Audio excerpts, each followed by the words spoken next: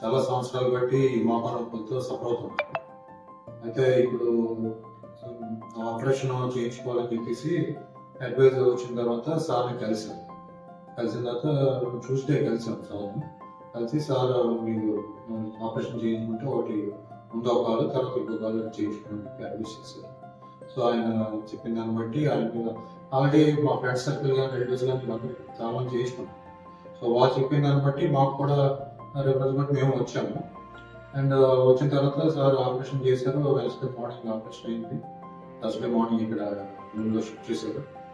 అక్కడ ఆపరేషన్ దగ్గర కానీ తర్వాత కానీ ఈ ఫాలో కానీ ఎవరైనా స్టాఫ్ కానీ డాక్టర్స్ కానీ రెగ్యులర్గా ట్రీట్మెంట్ ఎప్పటికప్పుడు వచ్చి మాకు అన్ని సరిగ్గా ఉన్నాయి లేదా లేదా ఏ ట్రీట్మెంట్ కావాలన్నా ట్రీట్మెంట్ అన్ని బాగా చాలా బాగా చేసుకోవచ్చు. ఎస్పెషల్లీ ఫిజిషియన్ మేడం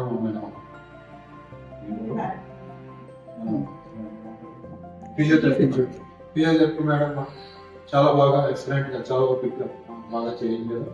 చాలా ఎంకరేజ్ చేశారు బాధని. సో దాన్ని బట్టి మా మదర్ కూడా చాలా కంఫర్ట్ ఫీల్ అయ్యారు.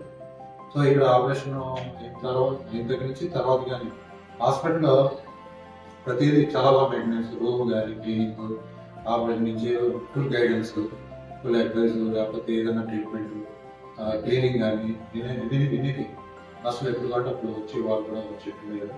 సో ఇదంతా చాలా హ్యాపీ ఫీల్ అయ్యామండి. నిజంగా మేము ఆల్రెడీ వచ్చిన వాళ్ళకి ఆల్రెడీ మేము చెప్పుకొని వస్తున్నాము.